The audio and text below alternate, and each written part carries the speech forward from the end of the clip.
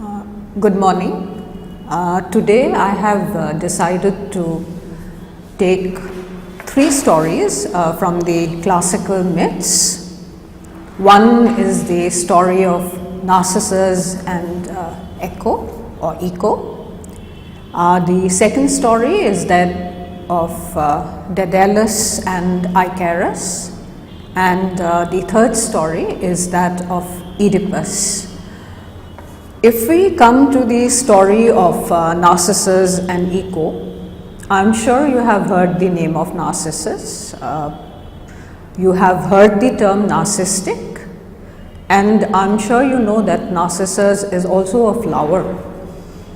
Well, we find that Cephissus and Liriope, who was a river nymph, the union, it was a forceful union which led to the birth of Narcissus, and we find that he grew up to be a very, very beautiful child. And it was to Tiresias that his mother took him, and in consultation with Tiresias, it was said that Narcissus would live to a ripe old age only if he does not come to know himself. Now, in this, I would just like to give you a brief, idea about Tiresias. Tiresias, as you all know, was, the blind seer or the prophet who, could predict things. Now, he also has a history. He was actually given the power to see by Zeus, and the power, that is, his blindness, was given to him by Hera, because she did not agree to what he had said when there was a competition between Zeus and Hera. But we find that there is another story about how he lost his sight. It is said that he had seen Athena having a bath, and because of that, Athena had blinded him. Another quality that we see is that, he lived as a woman for 7 years because he had hurt, two snakes who were mating.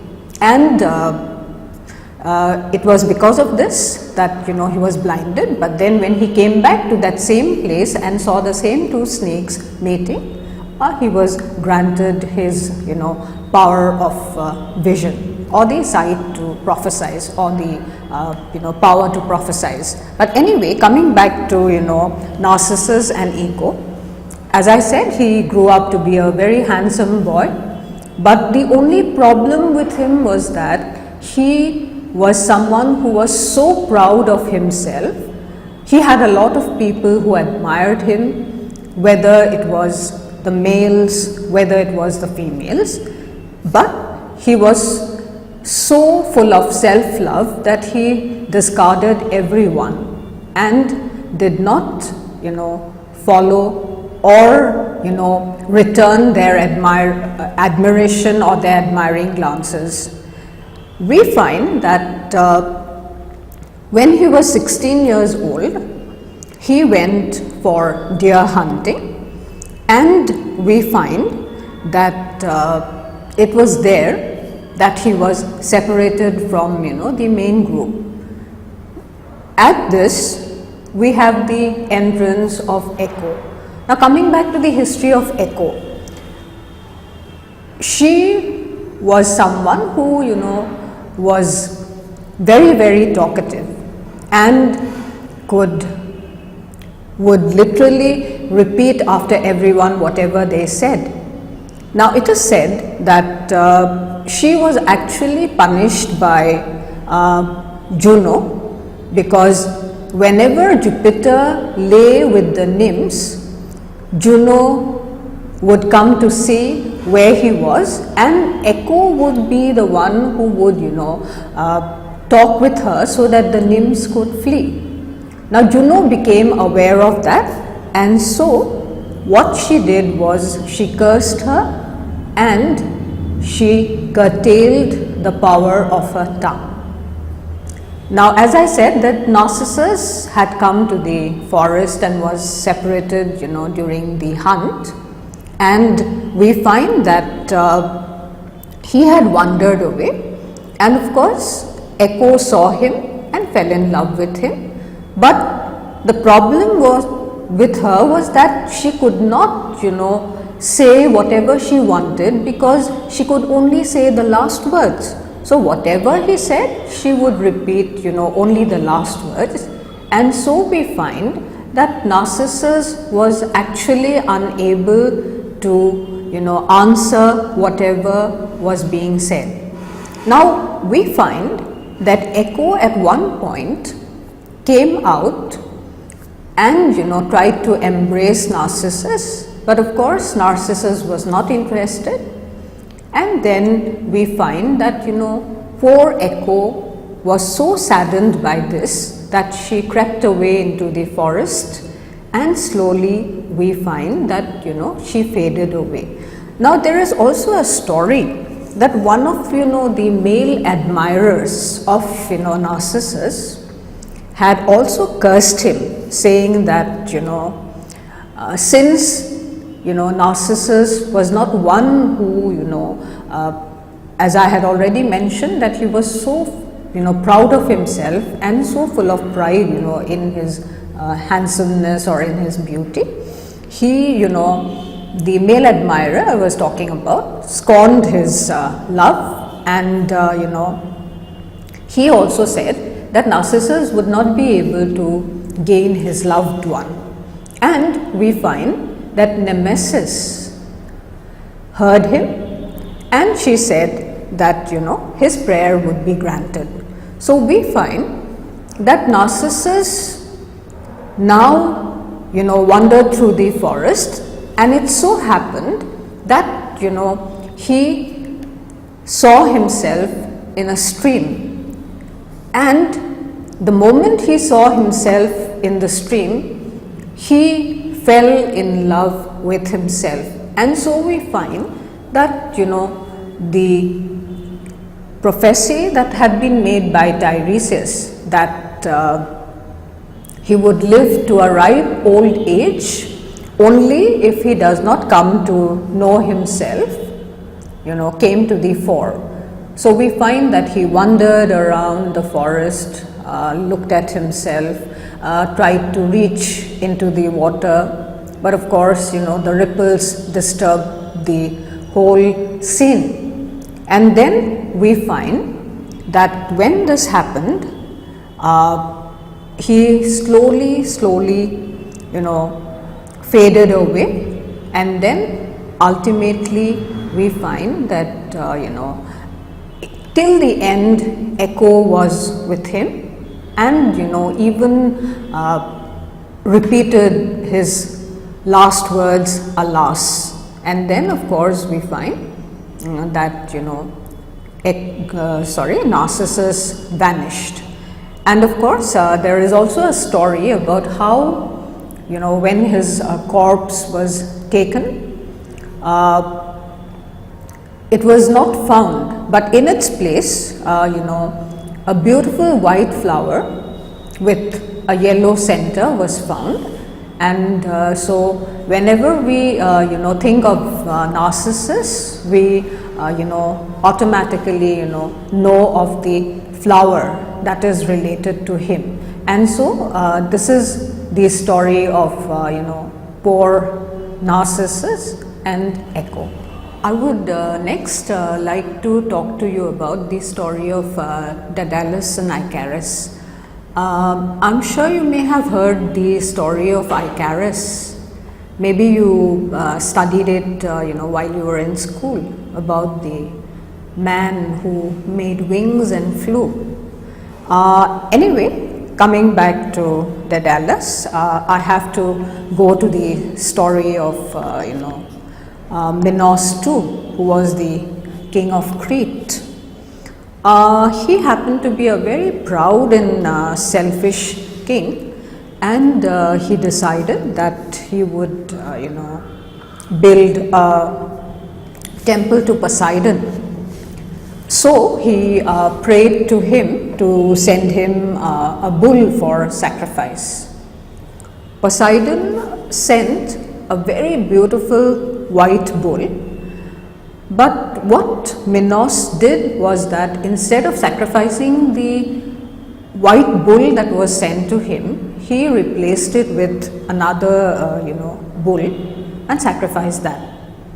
Poseidon was really very angered by what happened, so he punished not Minos but his wife, saying that his wife would fall in love with a bull. It so happened that she fell in love with the bull, and so she took the help of Daedalus, and he put her inside a cow which he had built, and concealed her in that, and we find that she gave birth to a minotaur. I do not know whether you have heard of minotaurs, but it has a man's body and the head of a bull. And now we find that Daedalus built a labyrinth. I hope you know what a labyrinth is. It is a maze where you cannot find your way out until and unless you know which way to go in and which way you have to come out. And we find that in this labyrinth, right at the nether or the last tip, the Minotaur was hidden, and it was only Daedalus and Minos who knew the way out. Now it so happened that the king of Athens, Aegeus, he sent a message to Minos saying that his son Androgenes had been killed. Now Minos was very, very sad, but he was also angered, so he decided that he would conquer Athens. What happened was that as he conquered Athens, it was decided that the city would send him 7 maids and 7 youths. The first year passed off and the maids and the youths were sent. In the second year,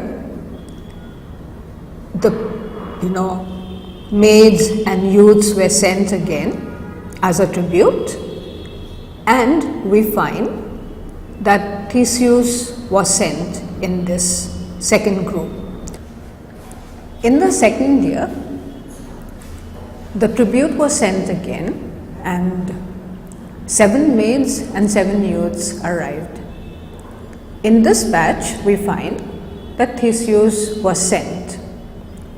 Minos took an extreme dislike to Theseus, and so he sent a boxer to fight with Theseus, but of course Theseus defeated him. And we find that the king's daughter also fell in love with him. I had mentioned that Minos was from Crete, whereas Daedalus was from Athens, and so he decided to help Theseus and showed him the way he could get out of the maze by killing the Minotaur. So King Minos realized that none other than Daedalus could have helped Theseus to escape. So in order to have his revenge, he punished Daedalus by putting him into a cell. Daedalus, of course, managed to get out of the cell, but he realized that it would be very difficult to get out of Crete. Now Crete at that point of time had become very well known as a country with immense navigation power in the sense that they had built a lot of ships, there was a lot of seafarers, and he realized that it would be very difficult to get out of Crete through this route. So he kept on watching from his window, and looking out, he saw the seagulls flying. And it was then that he was inspired. So he started collecting all the feathers that he could find and started building wings for himself and his son Icarus. Soon the wings were ready, and so he tested it, and he realized that when the wind blew into it, that is, he could fly with the air currents. So one day they decided to fly out of Crete. Constantly he had warned Icarus to stay at a height where he was not too close to the sun, because the wings were made of feathers and had been joined together by wax, and the intense heat of the sun would melt the wax. But Icarus, being a boy, forgot his father's instructions. In fact, you can say that it went in through one ear and came out the other ear. And on the day that they decided to fly, Icarus was so happy to be flying that soon he forgot that the speck in the distance that he could see was Daedalus. In fact, he went on soaring higher and higher, and of course the one thing that he had been warned of came to pass. The heat of the sun melted his feathers, and soon Icarus naturally came to his death. Poor Daedalus looked everywhere for Icarus, and the only traces that he could see were the feathers that were left behind. So, in the island that he found, where he found the feathers, he named it Icaria, and finally landing at the oracle of Delphi, he put up his wings and promised never to fly again.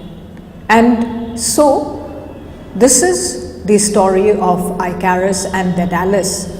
Had Daedalus been a little more careful, maybe this would have not come to pass. But then, of course, as I said, being a young boy and having got the power to fly with the wings that his father had built, he forgot what instructions his father had given him, and ultimately he swooped down to his death.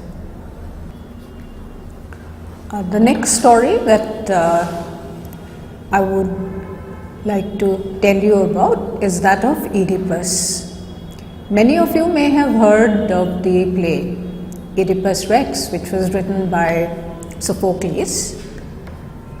To come to his story, you will find that all of Oedipus's ancestors ruled Thebes. His father's name was Laius, and his mother was Jocasta. You have various names, for Oedipus's mother, but then we will stick to Jocasta. Now, there was a curse that Oedipus's father was not to give, birth, or that is, Jocasta was not to have a son, because that son was to be the cause of his father's death. In fact, if you look into the stories of Aeschylus or Euripides, you will find that an oracle had told Laius not to father a child.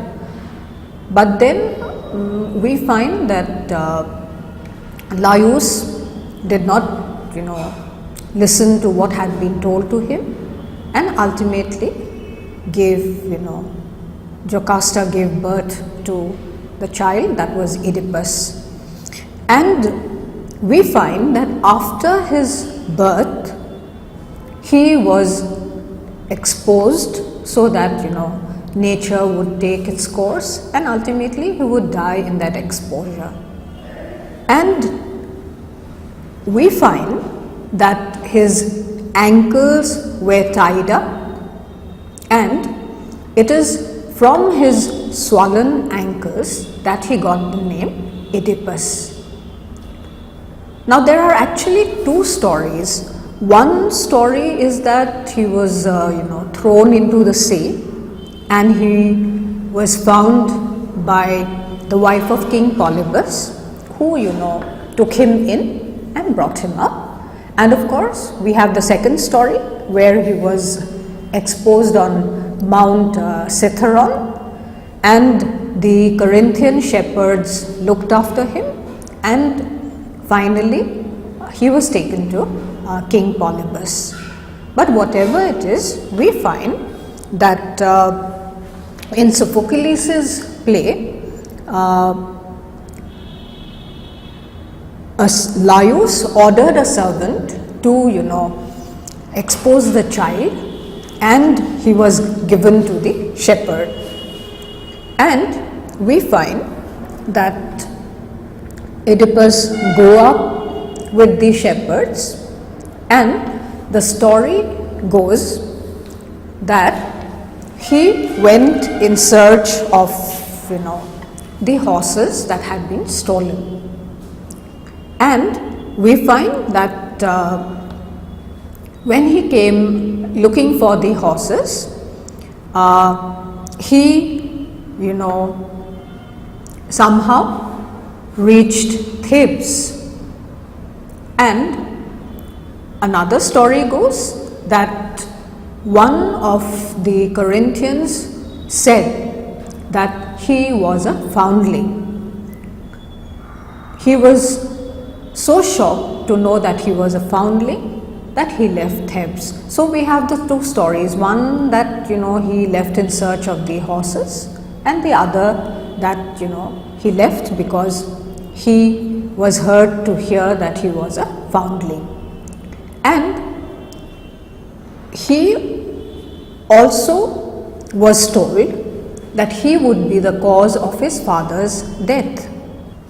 Thinking that he was the son of King Polybus, he came away, and as he was returning from the Delphic oracle, where he was told that he would kill his father, he happened to meet Polyphontes and Laius. And since Polyphontes blocked his way as he was coming, in his anger Oedipus slew both Polyphontes and Laius, and thinking he was the son of Polybus, he went into voluntary exile, and this happened on the road to Thebes. Now we have another story, all right, that as he was on the way to Thebes, he met the Sphinx. Again, I'm sure you have seen pictures of the Sphinx, which is half woman and half lion, the Egyptian Sphinx, if you have seen it. And we find that he was asked to answer a riddle, and it was then that he was able to answer the riddle that was asked by the Sphinx. So he killed the Sphinx, and this helped to free Thebes from the curse of the Thebans. And we find that since Laius had been killed, the widow of Laius, that is Jocasta, she was, married to Oedipus. So, in actuality, we find that, the oracle had spoken the truth, but Oedipus did not know that Laius was his father, because he was already under the impression that he was the son of King Polybus, and he had come away from Polybus thinking that he would not take any action against the king, that is, he would not kill King Polybus. And soon we find that the city of Thebes was plagued by a famine, and we find that when an oracle was consulted, the oracle said that the killer of Laius has to be punished. If anyone has read the play of Sophocles, Oedipus the King, you will see how beautifully the whole scene is brought out. Oedipus is worried about what is happening to Thebes, and you will also see that what is happening, unknowingly he is the cause of the plague. Anyway, he again goes to Tiresias. Now the name of Tiresias is already familiar to you. So Tiresias does not wish to answer, and we find that he asks Creon to approach Tiresias again. Tiresias is brought to court, and since he avoids answering the question, Jocasta also casts her doubts about Tiresias's power, saying that he was the one who had predicted that Laius would be killed by his son. Now when this happens, we find that there are again two stories. One, it mentions that Laius was killed by brigands at a crossroad, and we find that when Oedipus asks for a description, he realizes that he was the one who killed Laius. In the meantime, we find that news comes to him that Polybus is, has died, but by natural causes, and he realizes that he was a foundling, and it is then that the whole truth comes to the fore, that he is actually the killer of Laius, and Jocasta realizes that what had been prophesied has also come to pass, because we see that Laius was killed by Oedipus and she has wedded her own son. So she goes inside the palace and commits suicide, and Oedipus blinds himself, and the story comes to pass that he settles in Attica. Now there is something that I would like to read to you, from here. Very small. The account that is given of the finding of the child leaves Jocasta with no doubts. Her own son has killed his father, and she has committed incest with him. She flees into the palace and kills herself. Oedipus then blinds himself. However, Sophocles' version was modified by Euripides in a lost play. In this play, Creon sets up a conspiracy against Oedipus, whom he takes as a usurper. He arranges to have him convicted of the murder of Laius and then to have him blinded. But Polybus's wife arrives with the news of her husband's death. From her account of the discovery of the baby Oedipus on Cithaeron, Jocasta realizes that her second husband is her own son.